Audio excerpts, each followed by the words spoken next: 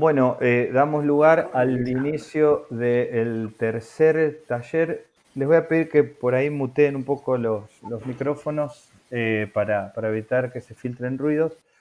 Ahí está, muchas gracias. El tercer encuentro de este taller de lectura del concepto de la angustia, un taller que ya tuvo una linda repercusión y un gran desarrollo en sus primeros dos encuentros. Antes de iniciar con la lectura, por ahí estaría bueno señalar algunas cuestiones respecto del encuentro de la semana pasada, en donde tanto Cielo como Martín trabajaban sobre la introducción y en esa introducción hay que decir que más que una pelea directa con Hegel, Kierkegaard se pelea con la apropiación que quieren hacer algunos teólogos y sacerdotes, digamos, de su época del cristianismo a partir de Hegel. Entonces, querer encerrar el cristianismo en las categorías hegelianas es lo que a él le produce un rechazo total y plantea que no es la lógica la que puede plantear algunos problemas del ser humano, sino que esos problemas se tienen que abordar de otra manera, ¿no? Y en ese sentido vamos a retomar la lectura en un párrafo que había empezado a leer Tincho y que quedó ahí porque se hizo la hora, así que vamos a... Y que es clave porque, como decíamos en el primer encuentro, nos da el tono, ¿sí? Nos da el tono a partir del cual toda esta obra debe ser leída e interpretada. Yo voy a compartir acá, si ustedes tienen el texto mejor, si no, pueden pinchar ahí en la pantalla que estoy compartiendo y seguirlo por acá. Voy a compartir la pantalla y a partir de ahí la lectura. Si alguien quiere leer después, yo voy a leer, después si alguien quiere seguir leyendo, simplemente lo solicita y puede leer, ¿sí? La presente obra se ha propuesto tratar el concepto de la angustia de una manera psicológica, pero teniendo siempre en mente y ante los ojos el dogma del pecado original. Por lo tanto, y aunque sea solo tácitamente, también ha de hacer referencia al concepto del pecado. Sin embargo, el pecado no es un asunto de interés psicológico y en consecuencia solamente prestaría un servicio de equivocada ingeniosidad el que pretendiera tratarlo de esa manera.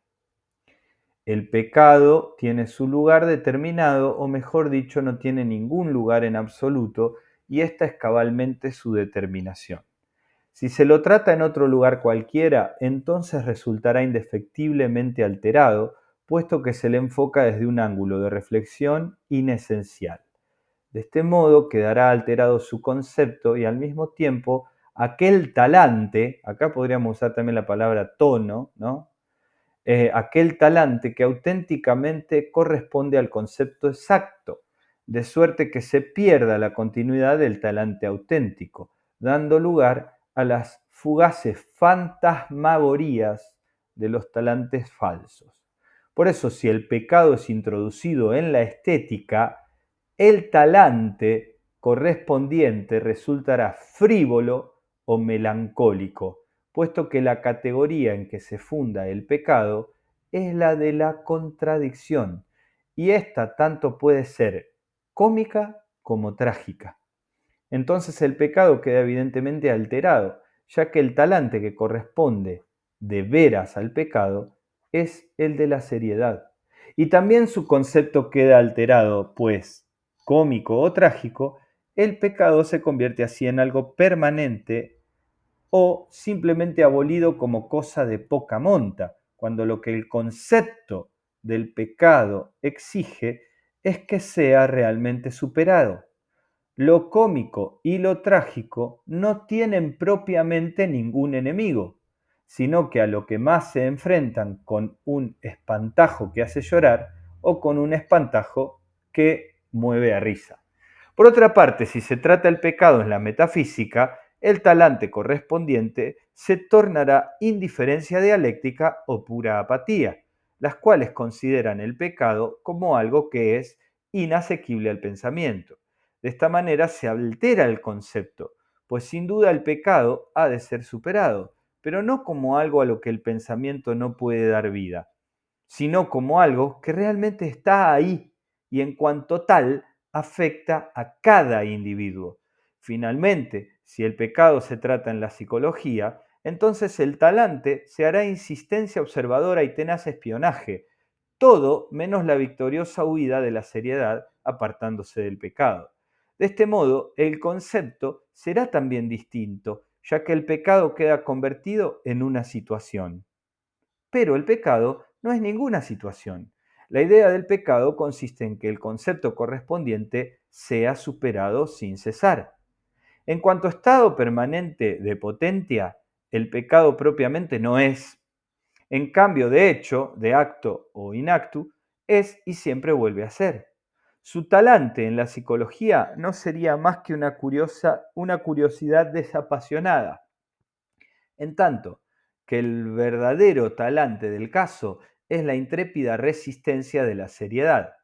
Este talante en la psicología no es otra cosa que la pesquisa de la angustia, y en su angustia va diseñando los perfiles del pecado, mientras que pasa mucha angustia ante el diseño que ella misma se ha trazado.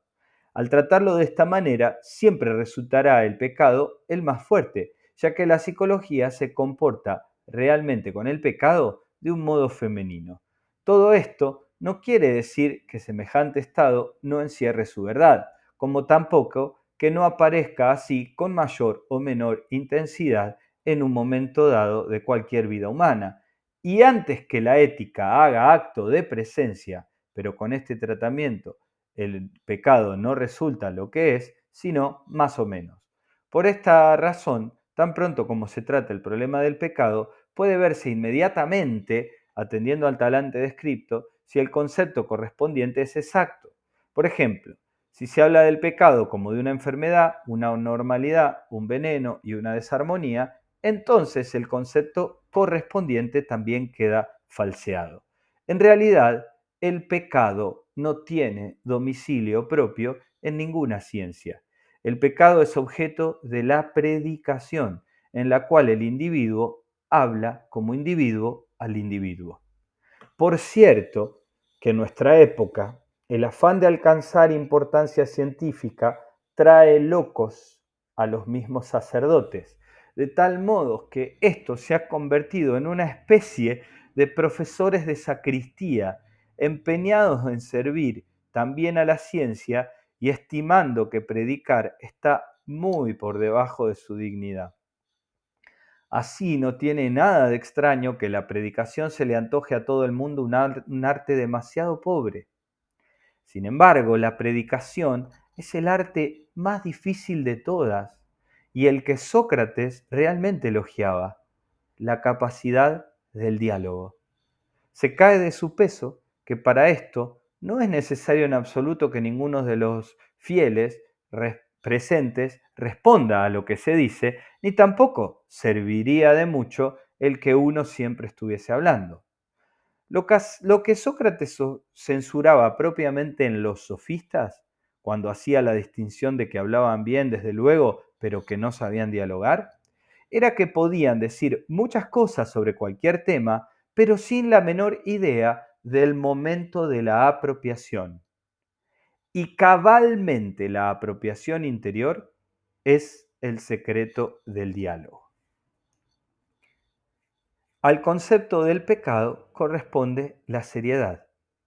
La ética podría ser la ciencia en el que el pecado encontrase preferentemente su sitio. Sin embargo, esto también encierra una gran dificultad. Me gustaría hacer una pausa ahí. Ah, hay alguien levantando la mano. Perdón, estaba leyendo y no lo veía. A ver, ¿quién levantaba la mano? Rich. Sí, Graciano, te quería hacer una pregunta y les quería hacer una pregunta a todos para ver cómo entienden este tramo de la exposición de Kierkegaard. Cuando él dice, y lo repite dos veces más, ¿no? Que cuando habla de lo cómico y lo trágico, dice, y también su concepto queda alterado, el concepto del pecado. Pues cómico o trágico, el pecado se convierte así en algo permanente o simplemente abolido como cosa de poca monta, cuando lo que el concepto del pecado exige que sea realmente superado.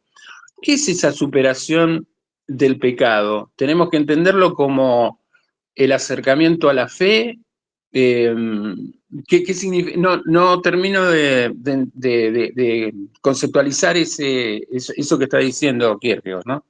Bueno, ahí para mí, no sé si alguien tiene otra interpretación, sí, claramente vas a ver que después lo plantea, que la gran cuestión ahí, o antes también creo que lo plantea, respecto del pecado es la del arrepentimiento, porque lo que el pecado exige es ser superado como condición, como estado o como un no estado también, como, como la posibilidad esa que siempre estamos a punto de caer, digamos, ¿no? Por eso la cuestión en la potencia y en el acto. Entonces, él ahora va a hablar de la ética, yo por eso quería hacer una pausa acá, porque él plantea que lo contrario del pecado no es la virtud, sino que es la fe. Porque todo lo que no procede de fe, dice Romanos, es pecado, dice Pablo en la carta a los Romanos. Entonces, el pecado no puede ser tratado como una categoría de la ética, ni de la estética, ni de la lógica, ni de la metafísica, ni siquiera de la psicología. Acá, como él discute con muchas personas a la misma vez, con todo un ambiente intelectual, lo que él está viendo es que la iglesia danesa, en general, y los obispos más importantes, que eran grandes estudiosos y grandes teólogos en particular, están queriendo ajustar toda la doctrina cristiana al hegelianismo, ¿no? Entonces recuerden, si recuerdan la lógica o la ciencia de la lógica, cuando él plantea, digamos, las distintas ciencias en orden, cuáles son las ciencias objetivas, cuáles son las ciencias subjetivas, él se da cuenta que como con forceps estaban queriendo adaptar toda la doctrina cristiana a ese sistema, ¿no? Y él dice, no, están errándole, pero enormemente, porque el pecado solo puede ser planteado con el talante de la seriedad, no es ni cómico ni trágico, ¿sí? Con el talante de la seriedad y en la predicación, porque es de un individuo hablándole a otro individuo, es de tú a tú. No se puede hablar del pecado como una cosa general, como un momento del ser o del pensamiento. En el encuentro anterior salía esto de lo negativo como el mal. Es demasiado poco para la ética y es demasiado exigirle a la lógica, ¿no? Eh, entonces, porque Kierkegaard va a trabajar acá sobre la nada a lo largo del texto, ¿no? Que es lo que nos angustia. Entonces, él cuando dice, el pecado solo la psicología lo puede trabajar como de costado, por eso él elige hablar del concepto de la angustia. No puedo hablar del pecado directamente si no estoy predicando. De lo que puedo hablar es de la angustia, que es una categoría propiamente psicológica, ¿no? Y que tiene un vínculo con el pecado. Entonces, es muy interesante porque él dice, el presente libro trata sobre el concepto de la angustia. Pero en realidad el de lo que quiere hablar es del pecado. Pero se da cuenta que no puede hablar del pecado si quiere hacerlo desde el punto de vista psicológico.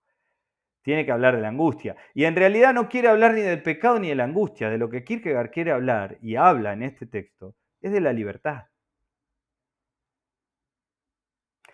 Es decir, de cómo salgo de esta condición de pecado. O de cómo supero el estado de angustia. Que solo puede ser superado si uno aprende a angustiarse. No si evade la angustia, ni si se queda en la angustia. Si uno aprende a angustiarse. O sea, acá vemos ya la profundidad que tiene el pensamiento de este hombre. ¿No? ¿Me siguen o vamos bien? Vamos bien. Bueno, no sé el resto cómo lo vienes sintiendo y Rick, si arrimo aunque sea la respuesta a tu pregunta. Sí, Graciano, me quedo con claridad porque es más o menos por donde yo lo estaba pensando. Claro, ahí es importante eso. Lo contrario del pecado no es la virtud. Por eso él va a criticar a los griegos. Va a decir, claro, a los griegos, ¿qué les falta? Les falta la revelación, falta la fe. Pues para Sócrates, que era su gran maestro, lo contrario digamos, el gran pecado es la ignorancia y la virtud es lo que supera esa ignorancia, ¿no? Sí, Ignacio. No, tiene una postura más fideísta, me parece, más pascariana, en este sentido, que lo atribuye más a la fe, digamos. No, no a la virtud griega, sino una postura más fideísta. No sé si coinciden. Sí, claro, y ahora lo vamos a ver, ahora cuando siga, cuando habla de la ética, de la primera ética, de la segunda ética, de qué pasa con la ética en relación al problema del pecado, eso va a quedar más evidenciado. Pero es muy interesante esto, ¿no? Estamos frente a un texto que ya es enigmático de entrada. Se llama el concepto de la angustia y es un mero análisis, dice así, ¿no? Un mero o un sencillo análisis psicológico del problema del pecado original. O sea, lo que ya lo que quiere hacer es una cosa extraña. Y en realidad es, bueno, esto, ¿no? Cualquiera que quiera hablar del pecado y lo haga desafinadamente, no está hablando de este tema. En Temor y Temblor pasa algo parecido. Hay cosas que no se pueden predicar si no es temiendo y temblando. Y no se puede hablar de la fe si no es con temor y temblor. Digamos, pero ¿por qué? Porque no hay nadie que experimente la realidad del pecado, la realidad del arrepentimiento del pecado en su vida y lo haga sin temor y temblor, digamos. No se puede. Por eso no puede ser un tema que trabaje la lógica como ciencia, como la ciencia que quería imponer Hegel, digamos, o la metafísica, ¿no? O la filosofía primera, sino que en última instancia pertenecería a una filosofía segunda, es decir, a una reflexión de segundo orden. Yo primero lo vivo y después lo reflexiono, pero no lo puedo experimentar reflexionándolo. Bueno, esto es interesante, me parece que por acá viene una clave de interpretación, no creo que sea la única, pero para esto que sigue, que tiene su dificultad. Insistimos con esto, pero no hay que desanimarse con esto. Bueno, yo voy a compartir de nuevo y si les parece continuamos la lectura.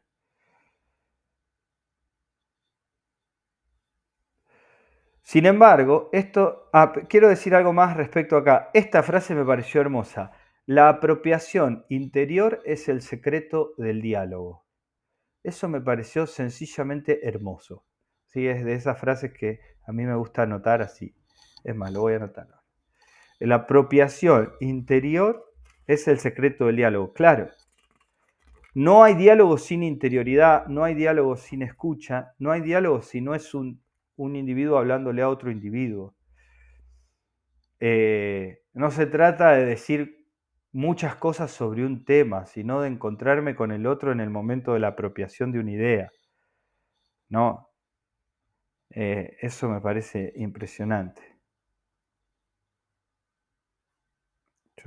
Disculpen la pausa esta, pero estoy anotando. La apropiación interior es el secreto del diálogo. Bien.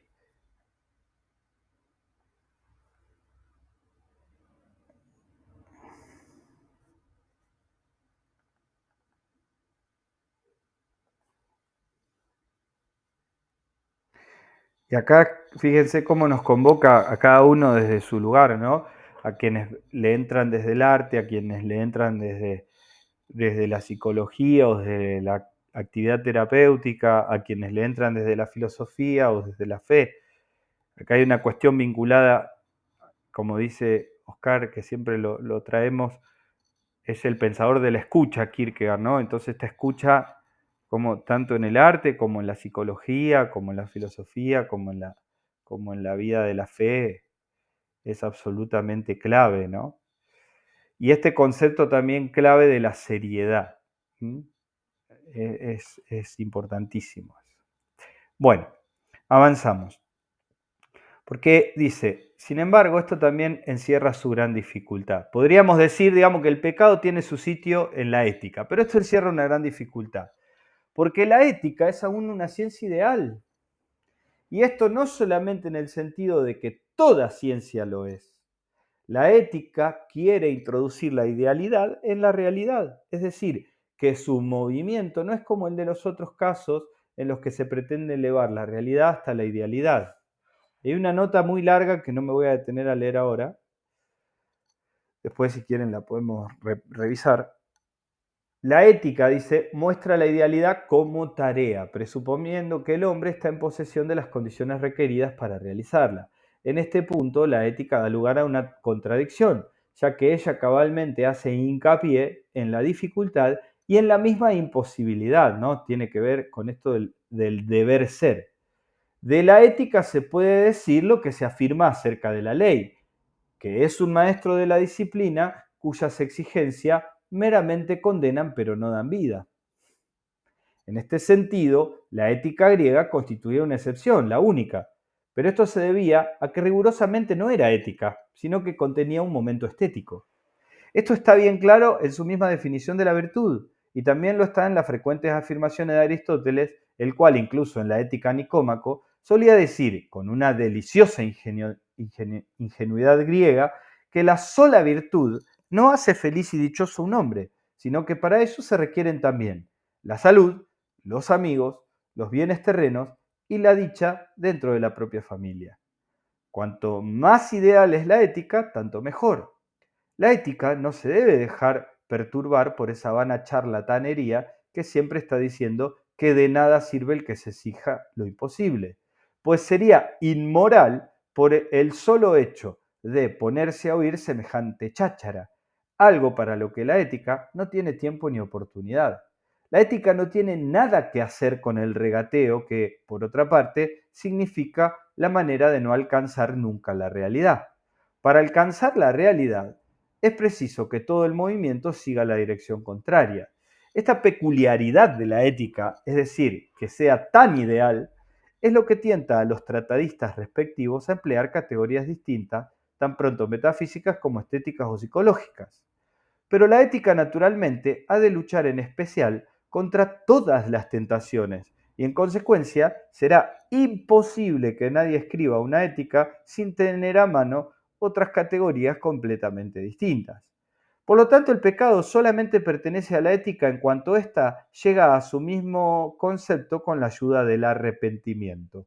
La idealidad de la ética desaparecería en cuanto que ésta tuviera que asumir el pecado en su seno. La ética aumenta la dificultad en la medida en que se mantiene encerrada en su idealidad, aunque la ética nunca será tan inhumana que pierda totalmente de vista la realidad. Al revés, en correspondencia con la misma realidad, siempre intentará presentarse como tarea de todos los hombres, queriendo hacer que cada uno de ellos, el hombre verdadero, el hombre cabal y el hombre por excelencia. En medio de la lucha por realizar la tarea de la ética, hace acto de presencia el pecado, pero no como algo que pertenezca casualmente a un individuo cualquiera, sino como algo que va retrotrayéndose cada vez más profundamente en el sentido de un presupuesto que sin cesar acrece su profundidad y lontananza, al mismo tiempo que trasciende al individuo. En este momento todo está perdido para la ética y es precisamente la ética la que ha contribuido a que todo se pierda. Ha surgido una categoría que se sitúa completamente fuera de su alcance. El pecado original hace la situación todavía más desesperada. Es decir, que destaca la dificultad, aunque no recurriendo a la ética, sino con ayuda de la dogmática. De la misma manera que toda la antigua teoría del conocimiento, ahí está, y todo el antiguo modo de especular descansan en la presuposición de que el pensamiento tiene realidad, así también toda la ética antigua se apoya en el supuesto de que la virtud es hacedera. El escepticismo del pecado es totalmente extraño al paganismo. Para la conciencia moral de los antiguos, el pecado viene a ser como el error respecto de sus conocimientos, una excepción aislada que no demuestra nada. Con la dogmática comienza la ciencia que, en contraste con aquella ciencia estrictamente llamada ideal, parte de la realidad. La dogmática comienza con lo real para elevarlo hasta la idealidad. Esta ciencia no niega la presencia del pecado, al revés, lo presupone y lo explica suponiendo el pecado original. Sin embargo, siendo muy raro el tratamiento puro de la dogmática, no es extraño que muchas veces nos encontremos con que el pecado original ha sido introducido de tal manera dentro de sus límites que queda esfumada la impresión del origen heterogéneo de la dogmática, cuando lo propio sería que esa impresión quedara bien manifiesta. Claro que no es este el único ejemplo de semejante confusión, pues lo mismo nos acontece al encontrar en ella un dogma acerca de los ángeles o de la Sagrada Escritura, etc. Por tanto, la dogmática no tiene que explicar el pecado original. Su única explicación es suponerlo. Algo así como el caso de aquel remolino de que tanto hablaba la especulación griega en torno a la naturaleza, que por cierto era un motor extraño que ninguna ciencia era capaz de comprender.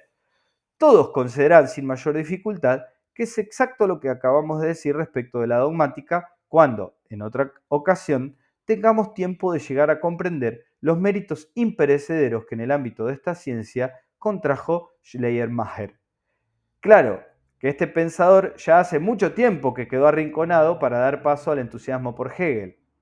Sin embargo, Schleiermacher era todo un pensador en el bello sentido griego de la palabra, un pensador que solo hablaba de lo que sabía, mientras que Hegel, a pesar de sus extraordinarios dotes y colosal erudición, no logra con toda su aportación hacernos olvidar nunca que él era, en el sentido alemán de la expresión, un profesor de filosofía en gran escala, empeñado en explicarlo todo a cualquier precio. Por lo tanto, la nueva ciencia empieza con la dogmática exactamente en el mismo sentido en que la ciencia inmanente comienza con la metafísica. Aquí vuelve a hallar la ética nuevamente su puesto, en cuanto ciencia peculiar que propone a la realidad como tarea la conciencia que la dogmática tiene de la misma realidad. Esta ética no ignora el pecado, ni tampoco pone su idealidad en exigencias ideales, sino que su idealidad consiste en la conciencia penetrante de la realidad del pecado. Eso sí, ha de mantenerse limpia de toda superficialidad metafísica y de cualquier concupiscencia psicológica. Fácilmente se echa de ver la diversidad del nuevo movimiento y que la ética de que ahora hablamos pertenece a un orden de cosas distintas. La primera ética encallaba en la pecaminosidad del individuo. Digamos que esta pecaminosidad, en tanto que el pecado del individuo se ensanchaba en el horizonte del pecado de toda la raza, no podía explicarla la ética, sino que las dificultades se hacían mucho mayores y moralmente todavía más enigmáticas. En este punto interviene la dogmática y ayuda a la solución mediante el pecado original. La nueva ética presupone la dogmática y con ella el pecado original, y gracias a ella ya puede explicar el pecado del individuo al mismo tiempo que propone la idealidad como tarea. Sin embargo, no hay aquí un movimiento de arriba abajo, sino de abajo arriba. Aristóteles, como es bien sabido, puso en la denominación filosofía primera y con ello quiso significar más próximamente lo metafísico, aunque también incorporó dentro de esa definición una no pequeña parte de lo que según nuestros conceptos entra en el campo de la teología. De suyo es perfectamente lógico que en el paganismo se tratase la teología en ese lugar. Esa misma falta de capacidad de reflexión auténticamente infinita es la que hacía que el teatro tuviese dentro del paganismo una concreción que lo convertía en una especie de culto divino. Prescindiendo de esta ambigüedad, podríamos conservar la denominación de filosofía primera, entendiendo por ella la totalidad científica que puede llamarse étnica y cuya esencia es la inmanencia o, dicho en griego, la reminiscencia. En este caso, por segunda filosofía, habría que entender aquella cuya esencia es la trascendencia o la repetición. El concepto, pues, del pecado no tiene domicilio propio en ninguna ciencia. Solo la segunda ética está en condiciones de tratar sus manifestaciones, pero no su origen. El concepto del pecado será una pura confusión cuando lo coja en sus manos cualquiera de las otras ciencias. Cualquiera otra de las ciencias. Esto es lo que pasa, para no apartarnos de nuestro anterior tema, si la psicología se ocupa de él. El objeto de la psicología tiene que ser algo estable, que permanezca en una quietud algo movida, pero que no sea una pura inquietud, algo que no cesa de reproducirse y reprimirse. Sin embargo, hay algo permanente de lo que el pecado no cesa de estar surgiendo, aunque con libertad, no con necesidad, ya que todo lo que brota necesariamente constituye un determinado estado. Por ejemplo, toda la historia de la planta es un estado. Esto permanente de lo que el pecado brota, este supuesto dispositivo, esta posibilidad real del pecado, todo esto sí que representa un objeto interesante para la psicología. En este sentido, esta ciencia puede ocuparse y estar ocupada con el problema de cómo es posible que surja el pecado, pero no del hecho de su existencia. Y en su interés psicológico, esta ciencia puede llevar tan lejos el problema que aparezca en su horizonte como si el pecado existiera, si bien el hecho de que exista en realidad es otro asunto típicamente distinto. Lo que interesa a la psicología es verificar cómo ese supuesto del pecado va extendiéndose más y más a los ojos de una contemplación y de una observación cuidadosamente psicológicas, hasta tal punto que la psicología está como dispuesta a terminar haciéndose la ilusión de que el pecado existe en medio de toda esa trama. Claro que esta última ilusión pone de manifiesto la incapacidad de la psicología y que ya no sirve para más. Bueno, acá podemos hacer otra pausa si les parece.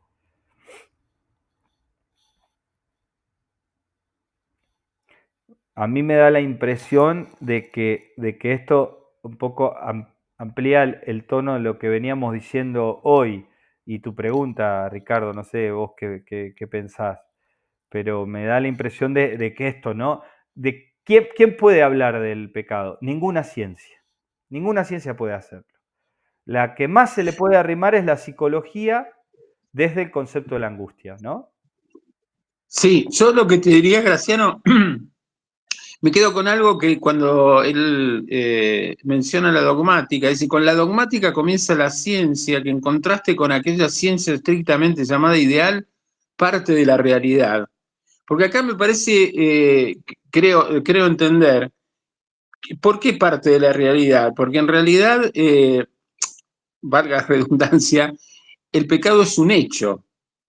Entonces, el pecado como tal es un hecho. Entonces, ¿desde qué lugar lo puede explicar la psicología, la filosofía o lo que fuere? No, es interesante lo que dice que la dogmática, después él habla de no hay un movimiento de arriba abajo, sino de abajo arriba. ¿Por qué hay un movimiento de abajo arriba? Porque se tiene que partir de la existencia del pecado en términos concretos y a partir de ahí arrancar el análisis que queramos hacer desde la perspectiva que sea, pero bueno, él acá habla después de la psicología, pero ¿cómo puede aprender la filosofía? Y sobre todo entendamos que está el trasfondo de la filosofía hegeliana, ¿cómo puede explicar el pecado dentro del sistema? Bueno, no lo puede explicar, porque es otra cuestión. Claro. Entonces me parece que yo me quedaría con eso, ¿no? Sí. si el pecado fuera un momento negativo, digamos, siguiendo la lógica hegeliana, no explica nada. No explica nada en términos dogmáticos y no explica nada tampoco en términos éticos. A mí se me venía todo el tiempo esta frase que también está en Romanos, donde Pablo dice,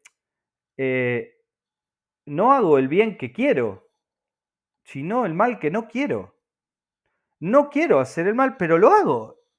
No, porque digo, en esto de que para los griegos, con esa inocencia que le denuncia acá Kierkegaard, para el griego, el peor mal es la ignorancia, ¿no?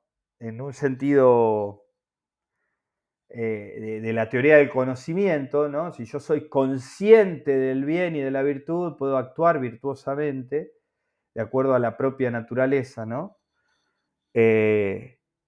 Pero Pablo lo discute esto con los griegos, con los romanos, y dice, no, porque yo quiero hacer el bien, pero aún queriendo hacer el bien, puedo estar haciendo el mal que no quiero, ¿no? Entonces, me encanta esto que decís, Ricardo, de el pecado es un hecho. ¿Para quién? Bueno, para la dogmática. O sea, lo presupone. Y es una categoría del individuo, no puede ser una categoría de la totalidad de la raza o del ser humano como ser humano. O sea, es del individuo, de cada uno. El pecado no es otra cosa en última instancia que mi pecado. Y que solo existe frente a Dios, dice Kierkegaard después. El pecado solo existe frente a Dios. No me acuerdo si es en la hora del amor o acá mismo que lo dice. Pero esto es muy interesante, porque el pecado es un hecho, el pecado es un problema de la dogmática, pero a la psicología lo que le interesa es, bueno, ¿qué efectos tiene esto sobre cada individuo particular? Es decir, ¿cómo me afecta a mí y a mi vínculo con los demás el hecho de que yo también soy un pecador? Pero que eso es algo de lo que hay que salir. Y es algo que no se puede dar por hecho. No es que tal o cual cosa es pecado. Porque ahí entraríamos en términos éticos. Esto está mal o está bien. Y eso es un problema de la ética. Y es un problema de la idealidad de la ética. Las leyes necesariamente tienen que plantear el deber ser. Nadie que escribe un tratado del derecho tiene que estar en condiciones moralmente óptimas para poder escribirlo. Si no, no existirían las leyes. Por eso tiene esa letra muerta, digamos, ¿no? Ahora, de las categorías de la fe y del cristianismo, nadie puede hablar propiamente, nadie puede hablar auténticamente si no las está viviendo. Porque desafina. Porque no le cree nadie. Porque predica como profesor de sacristía. Dice, es muy fino en el humor, ¿no? O sea, ya no tenemos sacerdotes, tenemos profesores de sacristía, sacristía, ¿no? Sí, Ceci, sí sé. Yo pienso que puede hablar el que lo está sintiendo también, para ir en esa línea de que no es un concepto, sino es algo que uno siente.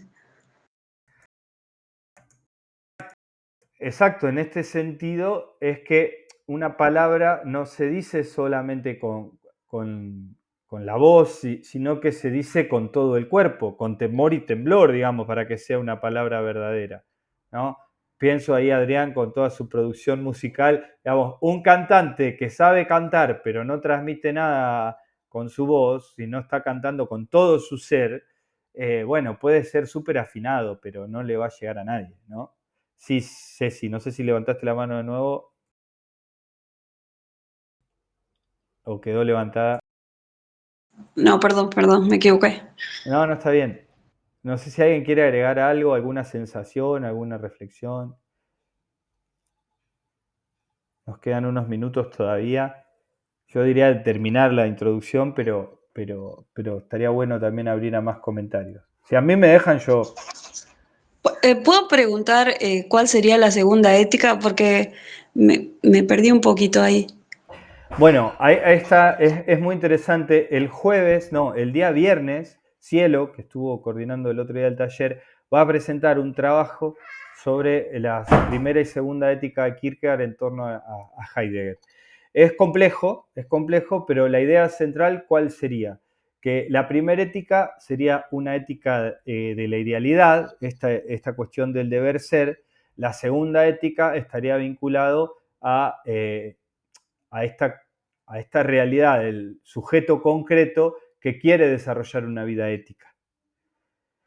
Yo me salteé absolutamente todos los notas al pie. Las notas al pie son otro capítulo acá en este texto, porque lo que hace Kierkegaard acá es entrar en diálogo con sus otros seudónimos. Cita La repetición, que es un libro de Constantinus Constantino, y cita Temor y Temblor. Y plantea que el problema de la repetición es un problema profundamente trascendental en el pleno sentido de la palabra y es lo que permite pensar esta segunda ética. Es decir, y esto a la psicología le interesó muchísimo en el siglo XX y en el siglo XXI. ¿Por qué repetimos conductas? Incluso conductas que no queremos repetir. ¿Por qué caemos en esa repetición? ¿No? Me acuerdo de Deleuze cuando Deleuze dice toda repetición supone una diferencia, ¿no? Bueno, Deleuze escribe un libro para tratar de interpretar esta categoría, que era una de las más apreciadas para sí mismo de Kierkegaard. Él dice que él es de lo más serio que escribió sobre la repetición, porque la repetición rompe la inmanencia y nos abre a la trascendencia. Y por eso cada ser humano se juega en sí mismo la posibilidad real de existir, independientemente de lo que haya hecho otro ser humano. Cada ser humano debe experimentar por sí mismo la existencia. Por eso el concepto no puede atrapar la realidad.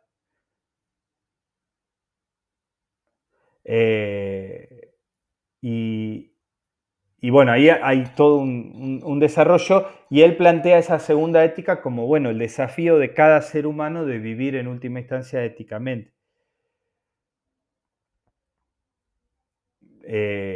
Ahí me parece que hay una diferencia. No creo poder responder igual plenamente a la pregunta, sí sé, pero por ahí puede andar.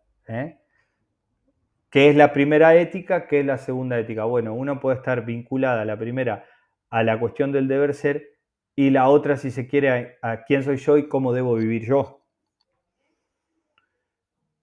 Que ahí es muy famosa su cita del diario de debo encontrar una verdad que sea verdad para mí.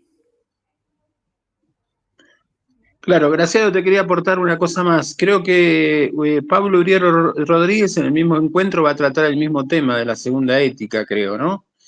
Sí. Y además, y quería un aporte, bueno, esto es algo lateral, pero En busca del tiempo perdido de Marcel Proust es de alguna manera el drama de no poder volver a repetir. Es un gran texto, un extraordinario texto literario y que es también el drama de no poder volver a repetir en esa añoranza que tiene Proust de los momentos vividos, ¿no? Claro, pienso en eso. Tenía acá anotada una pequeña reflexión en torno a eso, respecto de los recuerdos, ¿no? O sea, fíjense la fugacidad que tienen y sin embargo la importancia trascendental que le otorgamos, ¿no? Y la angustia también que produce el hecho de saber que nunca más voy a vivir tal o cual cosa y que solo lo puedo, por eso la de la reminiscencia, solo lo puedo recordar. Nada es tan efímero ni etéreo como un recuerdo y sin embargo nos importan tanto, ¿no? Son tan importantes los recuerdos.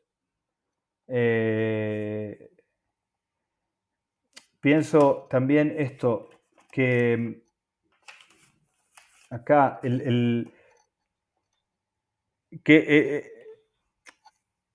acá hay una cuestión religada al arrepentimiento que tiene que ver con la capacidad de reconocimiento, ¿no?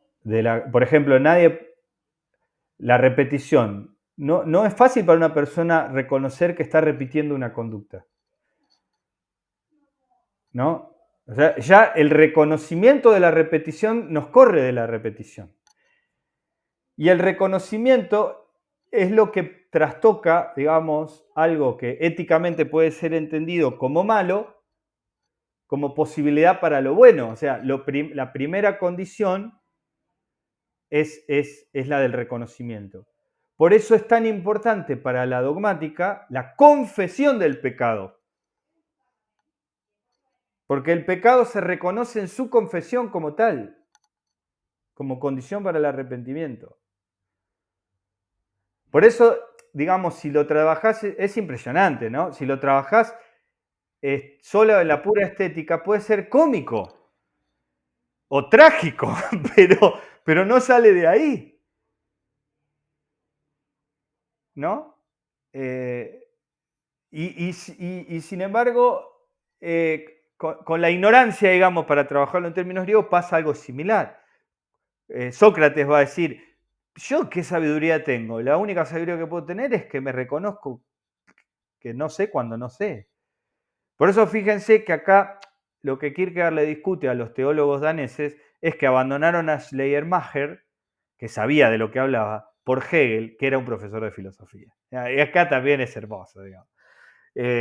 Entonces, el pecado se torna, digamos, posibilidad para el arrepentimiento en su confesión. ¿No? Y esto también pone, ¿qué lugar pone a la palabra, a la posibilidad del decir o del no decir? Wow. A mí me pasa siempre lo mismo. Yo me largo a hablar de esto como si como si supiera de qué estoy hablando. Bueno, pero en realidad es así como lo siento, ¿no? Y también da la impresión, a mí me pasa mucho leyendo a Kierkegaard, de que él todo el tiempo está hablándose a sí mismo y hablando de sí mismo. Por eso llega a ser un psicólogo tan profundo. Y por eso el seudónimo, el vigía de Copenhague. El vigía es el que está en vela, ¿no? El que está en vela, el que vela por... ¿no? Entonces está velando por su propia interioridad también al escribir todo esto. Sí, es como si también se estuviera examinando a sí mismo, porque en algunos textos él dice que en realidad él no es el cristiano ideal, ¿no? Él reconoce a sí mismo que tampoco es aquel que se puede llegar a sacrificar totalmente por ser cristiano. Entonces ahí hay algo también de un movimiento, ¿no? Hacia afuera y hacia adentro, que es muy interesante, como vos decís, Graciano. Justamente ahí, si hay una potencia, es que, no sé si hay originalidad, yo sin duda creo que hay originalidad en Kierkegaard, pero esa originalidad no está asociada a que esté diciendo algo totalmente nuevo, sino que nos permite, digamos, leer de un modo renovado lo viejo conocido, digamos, no hay nada más viejo, si se quiere, que la dogmática, que además es incuestionable. Sin embargo, esta relectura que él hace, o esta lectura renovada que él hace de lo viejo conocido, es lo que le da cierta originalidad. Es decir, lo que nos enseña, o por lo menos a mí me enseña, es un modo de pensar y un modo de leer. No solo qué tengo que pensar, sino el modo. Insisto con la metáfora musical del tono, digamos, encontrar el tono, encontrarle el tempo también, encontrarle, ¿no?, la cadencia a ese problema que estoy tratando de abordar, que en este caso es el problema del pecado, ¿no? En otros textos es el problema del amor, el de la repetición, el de la fe, digamos, distintas temáticas que va trabajando. Bueno, no vamos a llegar a terminar de leer el capítulo porque ya es la hora. Voy a cortar la grabación, salvo que alguien quiera decir algo que quiera que quede registrado. Si no, corto la grabación y la seguimos. Igual un ratitito más.